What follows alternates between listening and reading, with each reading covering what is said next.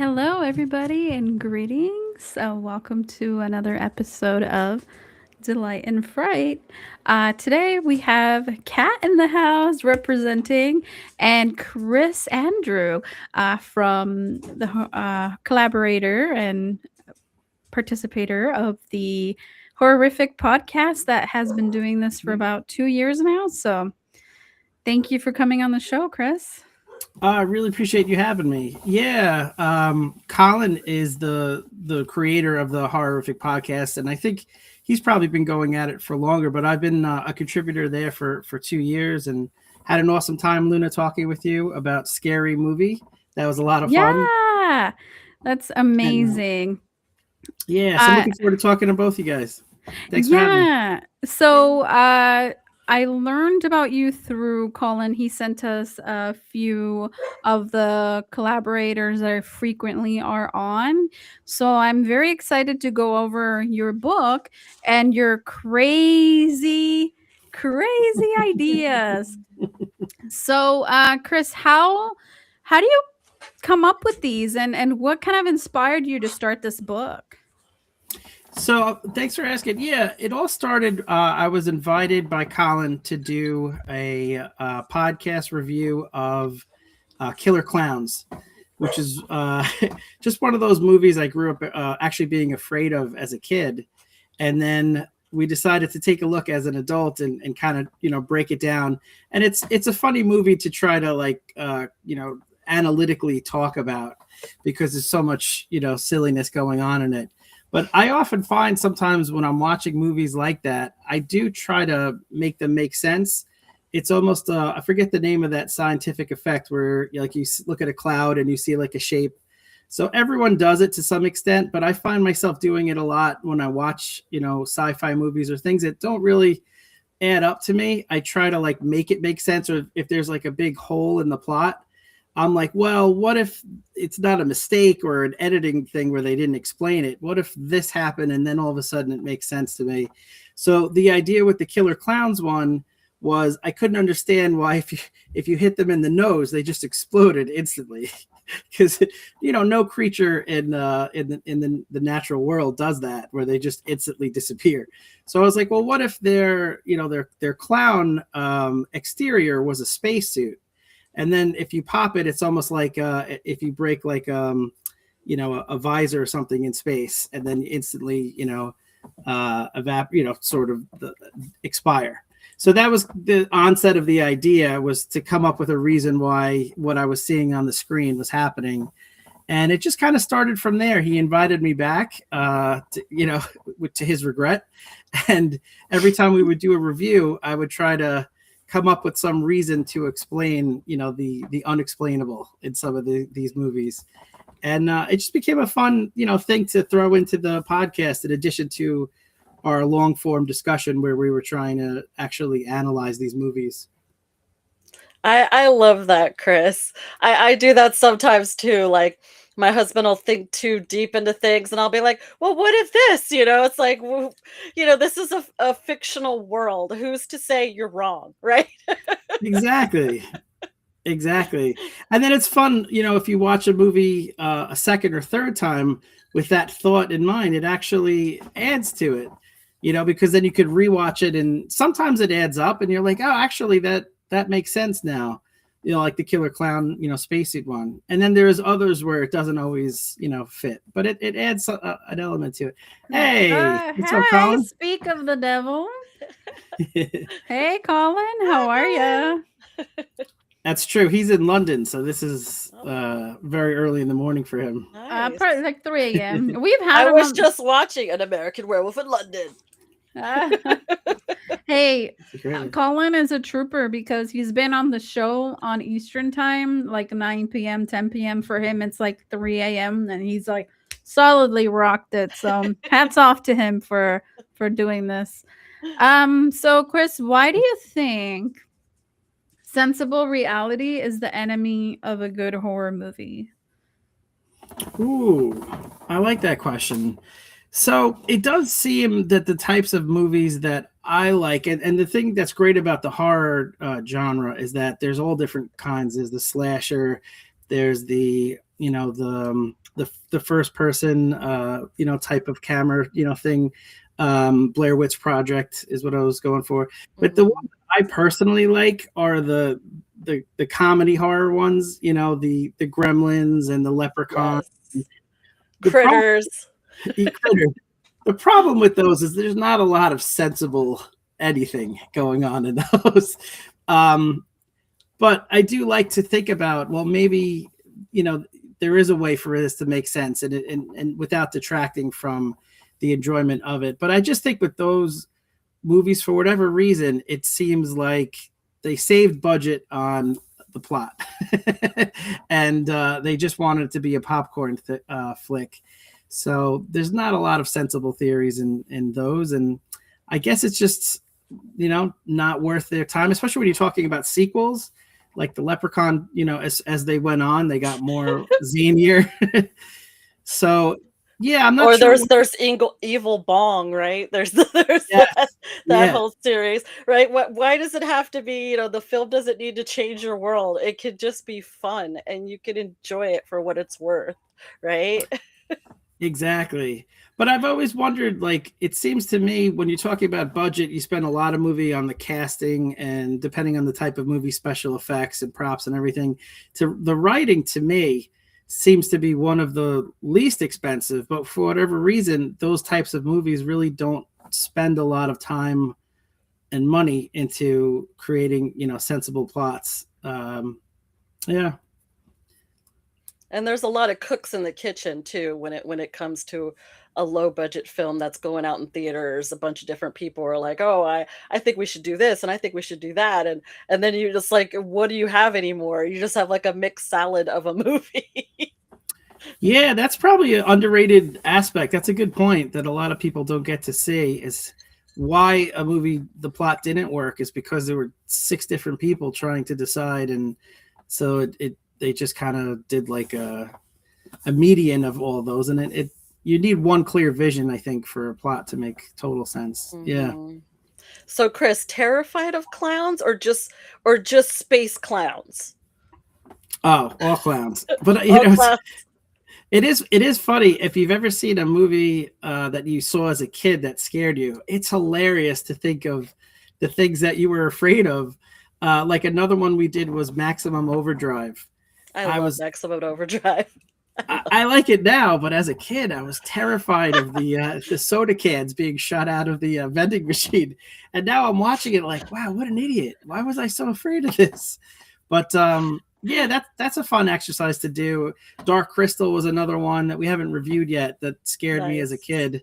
So if you guys have any movies that you saw and scared you as a kid, it's fun to revisit, especially when in this format where you're trying to like critically analyze it.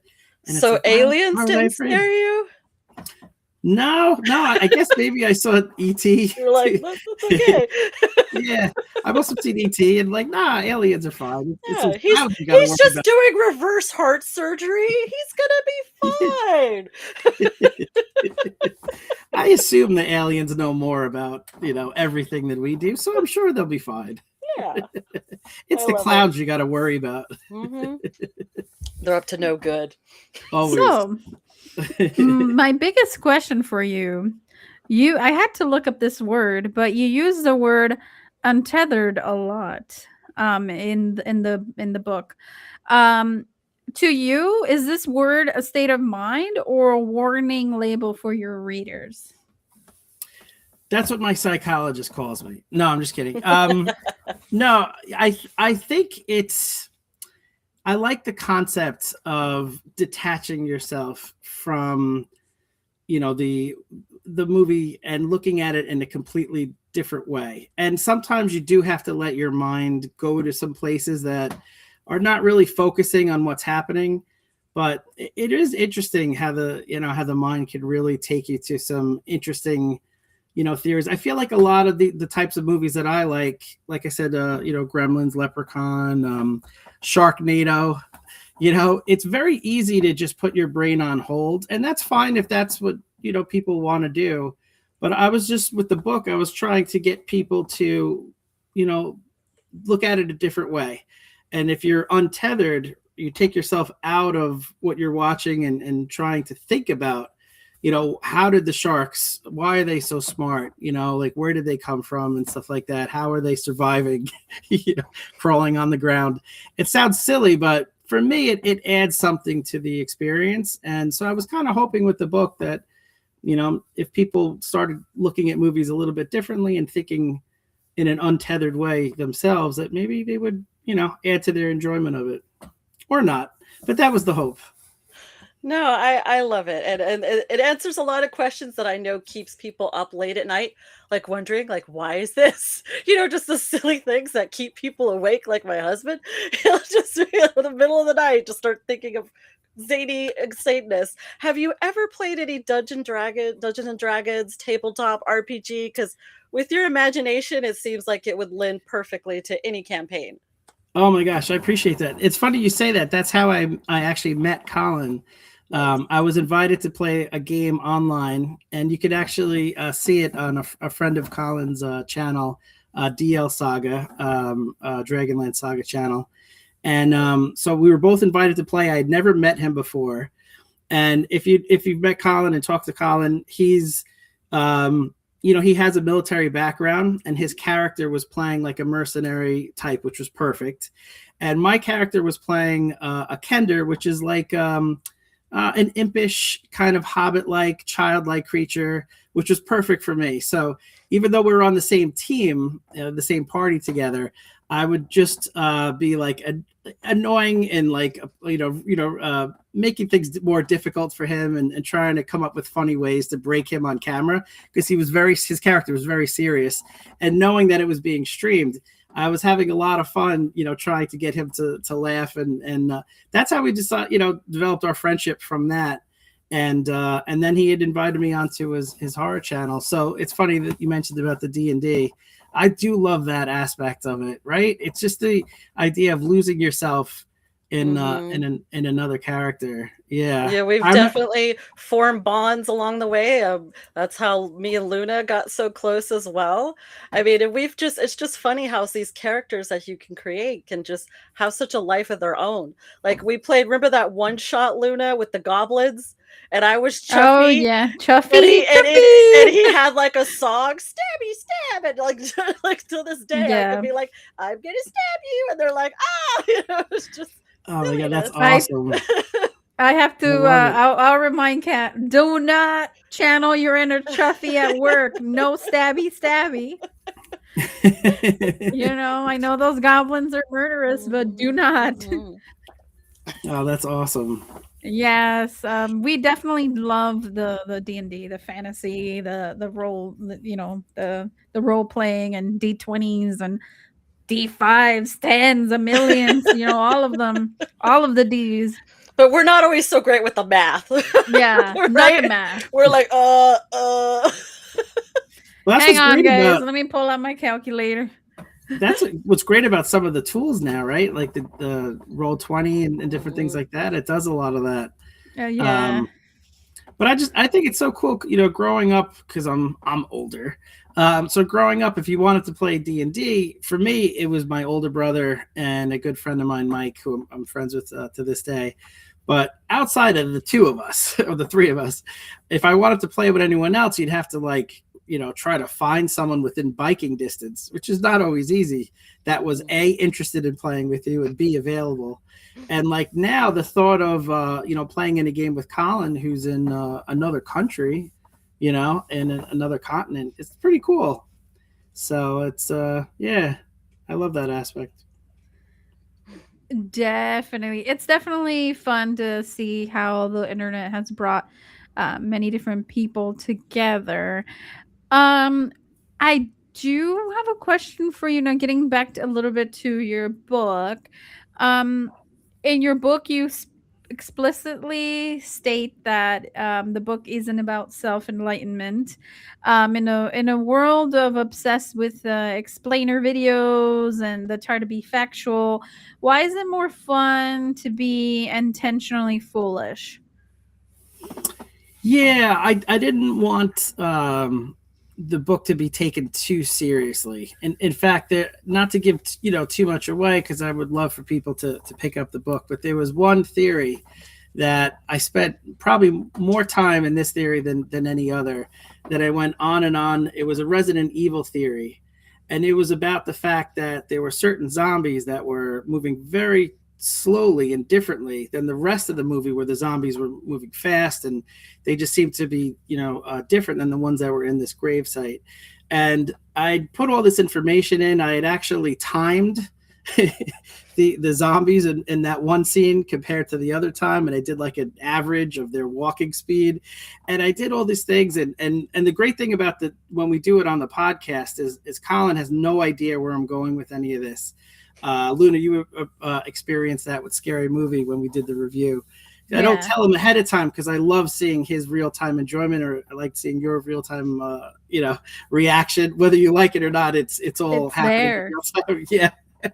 So the whole setup with that is I kept going on and explaining about these zombies, and the conclusion is that the zombies in the gravesite were just a regular zombie apocalypse who just got mixed in with the Resident Evil movie. So that he was like, just like that long setup for very little payoff, and he was like, and like the big groan at the end. So I guess the idea was that I didn't want the book to be taken too seriously, even though I do sometimes try to throw in some real facts to try to, beef up the theory and make it a little bit more believable. I still wanted the tone of it to be thought of as fun and a little tongue in cheek. I love that. It's not about the destination, it's about the journey, right? Exactly. Any fan of Lord of the Rings should understand the journey. Exactly. They could have just dropped the ring off by eagle. It's not that would but there's so many reasons why that was not possible. But speaking of, hi Juan. Hi Juan. It's been a hot minute. I hope you're doing well. No, definitely. And I can't that reminds me so much of something your husband would do, because your husband would be like, hey, why is this what he time what was it was one movie that we were watching one time, and he was timing it specifically. He's like, hey, at the time when his clock starts going, that's the same time that the movie is at. And it was like so random, and then you start looking at the time and you're like, yeah, it is that time, and it was the time on the movie. I forget which movie it was. Or he'll drag you along for a simple pun. He'll have you going and you'll just be eating it up, this whole story, to end in a little horse joke. Oh my gosh. We're just like, that sounds like I would get along really great with your husband. I mean, yes. We got to hang out. That's awesome. Right? I love it.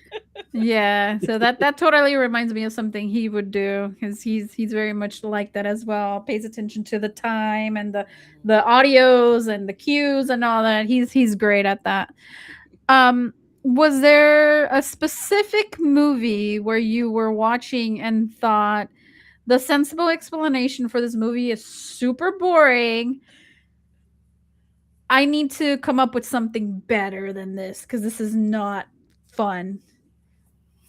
Yeah, that's a good question. I would say Tremors probably comes to mind. I've really enjoyed it, but the idea that these creatures just happen to be there underground for billions of years. In fact, in the movie, the character Rhonda Lebrecht, I believe I pronounced that right. She says that they were just, she thinks they were from the Cretaceous area or something like that. They've been there for millions of years. And I was like, well, why do they just now happen to come up? Like, there's got to be a reason. So I came up with this whole theory about how, something triggered their, coming to the surface. And the movie, there's a scene where there's a crew drilling into the ground. So I conjectured that maybe the director was alluding to the fact that at this time period in 1990, in that part of the country, there was a lot of fracking going on. So that was my reason. Maybe, companies were digging too deep into the ground, and that, they created a fissure that the graboids were able to climb up. So fracking is not the most exciting thing to talk about. So I think that meets your definition of boring. What the frack? So, yeah. Definitely not fun, but interesting and true. It does exist.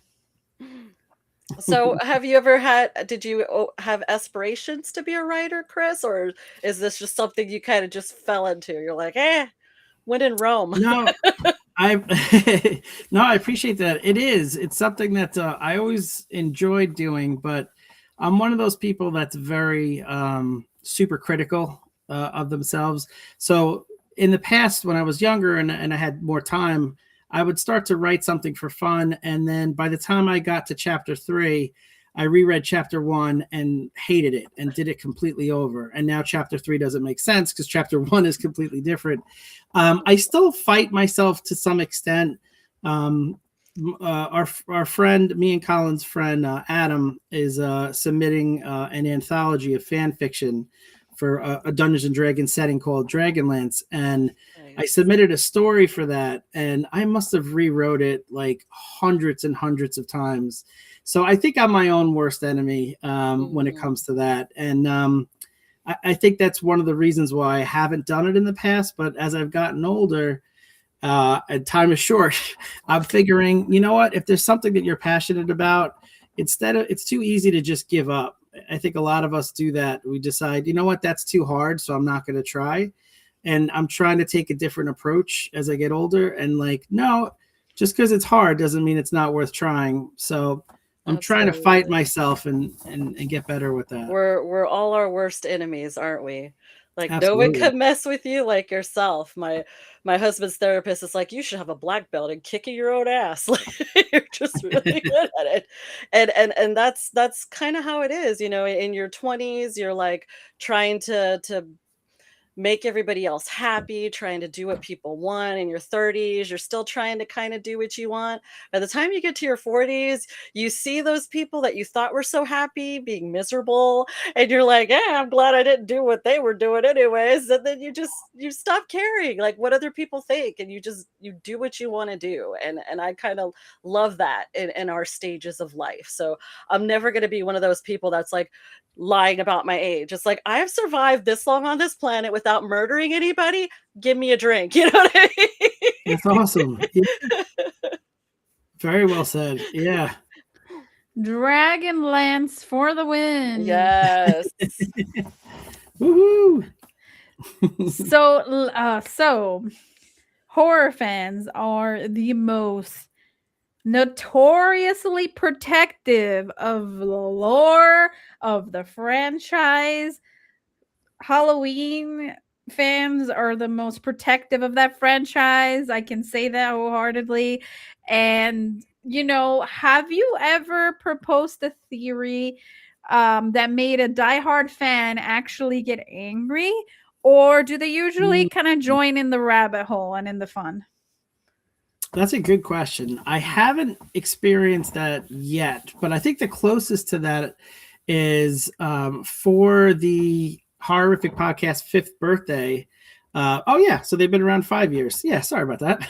So they had their 5th birthday a few months ago. I thought it would be fun to do to reach out to someone from the movie Killer Clowns, because that was my first appearance and how I got started on the Horrific Podcast. So I reached out to, and I forget the gentleman's name, but he did all like the art for the movie and stuff like that. And I sent him my theory. I thought he would have some fun with it, that it's aliens, the spacesuit. And instead, he went on about a 3-minute. He sent a video, but about 3 minutes of the video is him dispelling my theory. So Oh. Ah. you would think I would be like upset or something. I was Yeah. laughing. The fact that he spent 3 minutes, talking about something that I came up with on a whim just to be fun, was even funnier than the theory itself. So I found it very enjoyable that he spent that much time dispelling my theory that killer clown spacesuit. Did he Right? do a good job at it? Yeah, he was right. I mean, there's nothing wrong with a little healthy competition, right? It Yeah. gets Yeah. our minds flowing. I love that. So you don't have any trolls yet, Chris? Me and Luna, we're like, we know we've made it when we have a troll, a proper internet troll. Yeah, that's what you want, right? That's the goal. Yeah, no, I That's the goal. haven't experienced that yet. We'll be like, we've made it. Yeah. Yeah. So I have a wild card question for you, Chris. Ooh. Tinfoil hat time.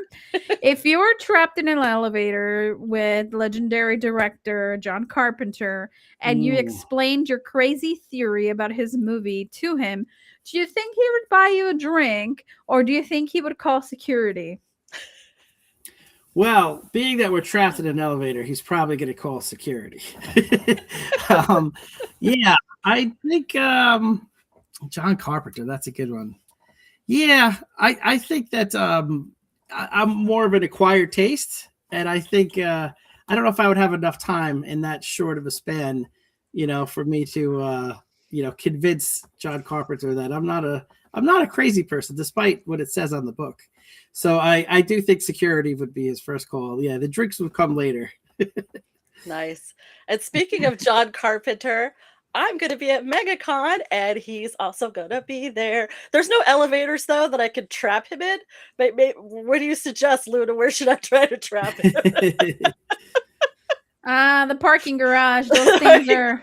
Oh yeah, Those yeah, things- those stairwells. Or there are elevators there. Ha ha. Ha ha.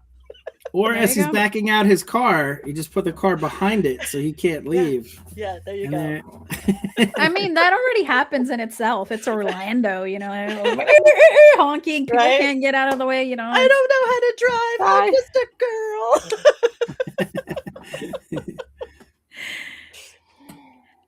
So this is your first foray into the foolishness. Does that imply that you have a vault of even crazier theories waiting for a second volume? Yes, definitely. So on the podcast, I would do a review with Colin and bring a huge Nice, Colin. Nice, Bring a Colin. huge net for John Carpenter. Or he's obsessed with baseball or no basketball, Basketball. right? So I need to like have a TV with some basketball and just be like, And he "Follow might not me." be in a good mood, Cat, because it's I March know. Madness around this time. Exactly. So So if I just have the TV distract showing him. it to him so he can Yeah. see the game, he'll Yeah, just follow that's a me. great distraction. Come here Yeah, for yeah. some basketball. With Come a on, nice man. cocktail, a nice stiff drink. Come on. Yeah. He reminds me more of a beer guy, though. Yeah, I don't know. All right, all right. Basketball and beer thoughtful- guy. It's a thoughtful kidnapper. That's a great idea. Yeah. Exactly. Did you Distraction. TV? Yeah.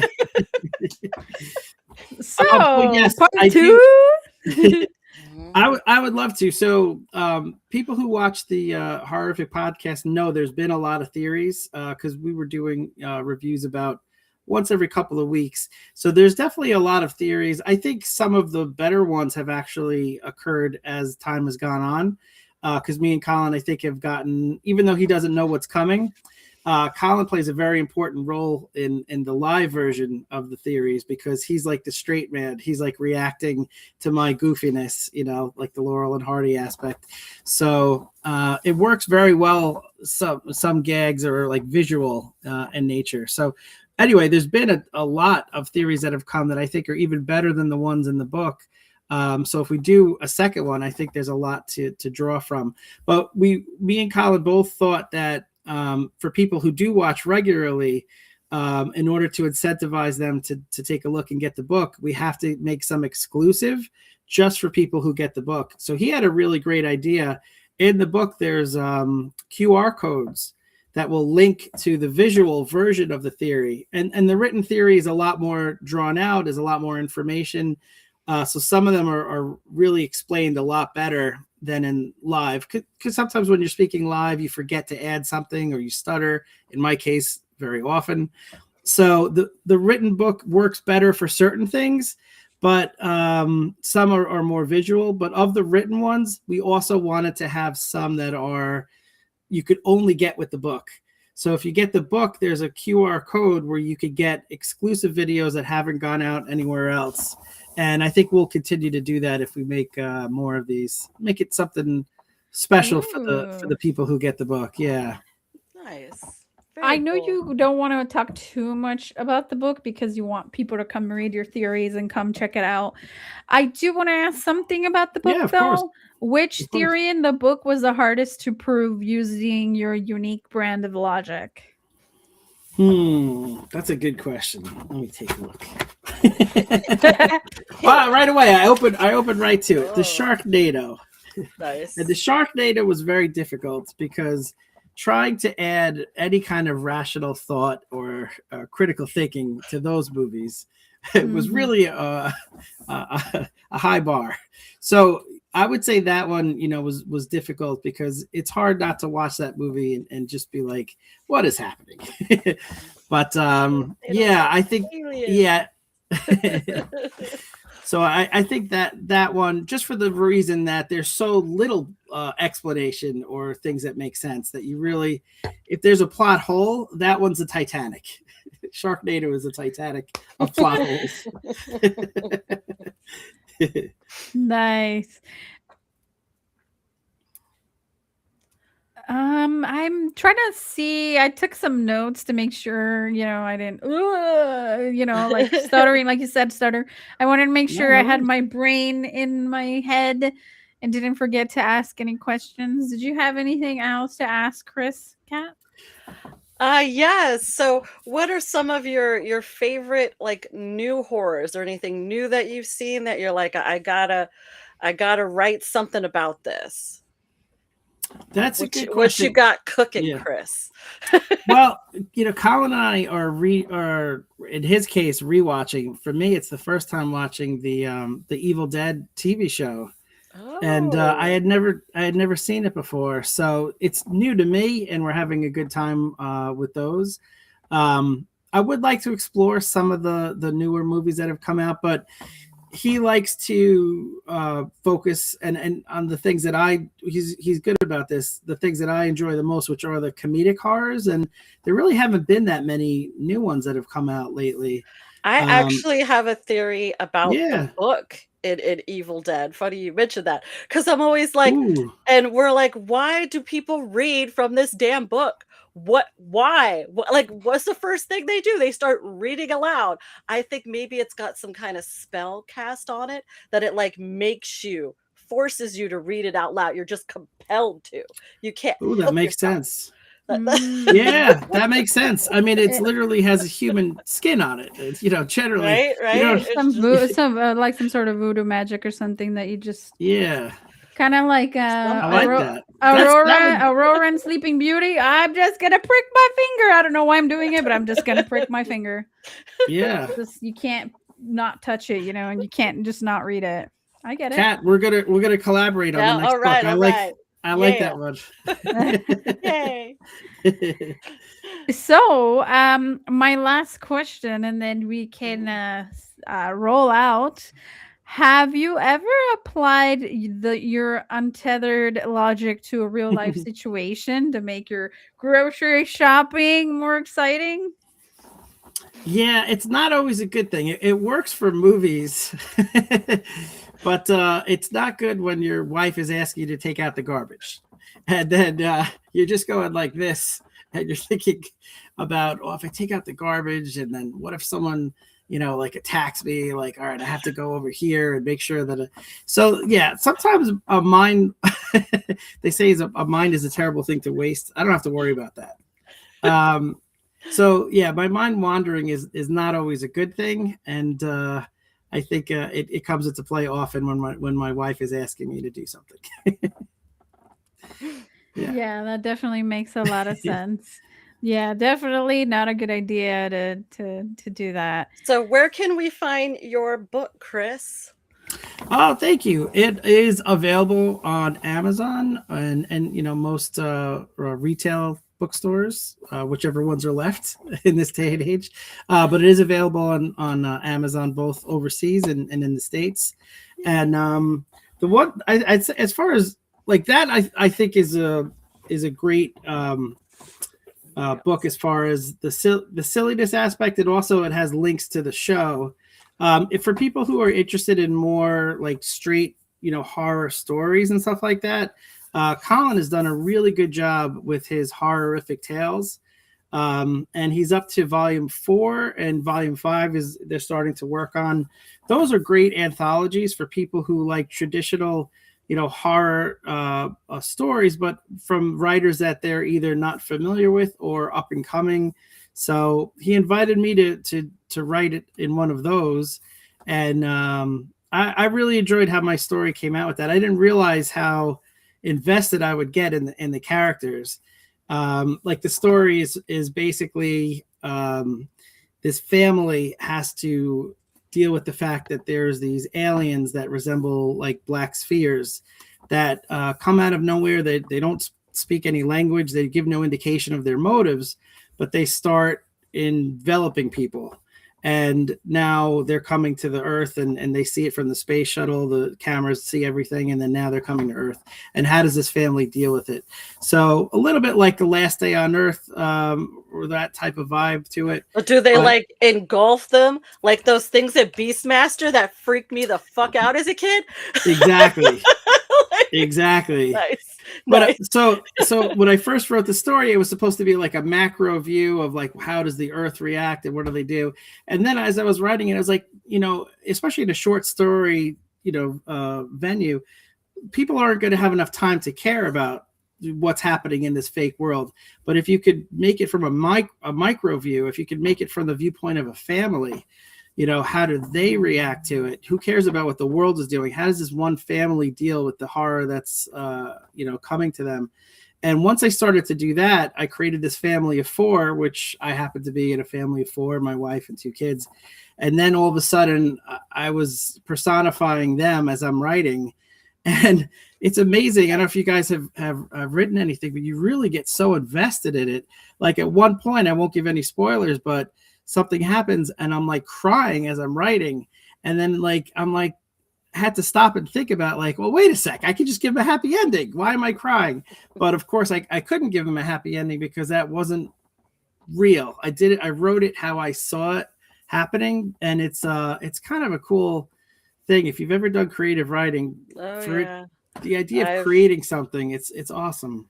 You hurt your own feelings all the time. I've created characters and then killed them, and then like you said, I'm in tears and I'm feeling it. I'm an empath as well, so even with people who are not real, I can feel their pain. So it's like yeah, absolutely, exactly, just like you described. So if people want to check that out, that Horrific Tales volume 4 is where my story is, and I'm happy with how it came out.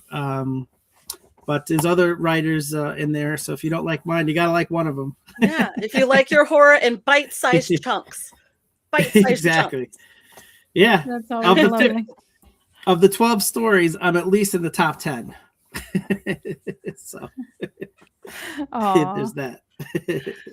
It's been such a pleasure, Chris. Oh, thank you so much. I love talking to you guys. Yeah. Thank you, Chris. Thank you. Have a lovely evening, everybody. We're going to show Chris how we say goodbye here. Oh, I have a few plugs for us first. Oh, yes. So I will be at MegaCon Thursday, Friday, and Saturday. I'll be giving out some trinkets that I've made, some earrings or keychains to our fellow fans, and spreading the word about Delight and Fright. And we're also having our subscription drive, our What's in the Box subscription drive, that includes this time an autograph photo of Elvira herself, which is beautiful. And if you've seen any of our shows, I've showed it for you. Sexy as hell, this lady. No matter what, she's sexy, right? So all you have to do is subscribe to our YouTube, put a comment anywhere, anything, no big deal, and we'll know how to find you. Put a comment with your emails so that we can find you if you are one of our winners. And that's all I have, Luna. Yay! Come get some free shit if you're going to be in Orlando MegaCon. Free stuff that I made with my own hands. Blood too. There goes my DNA. Don't commit any murders, everybody. That's right. That's awesome. Well, this is how we say bye, Chris. Yes. We are both huge Cthulhu fans, so we do tentacles. The elder we respect the eldritch by saying goodbye. Bye. Bye, That's awesome. everybody. Have a great night.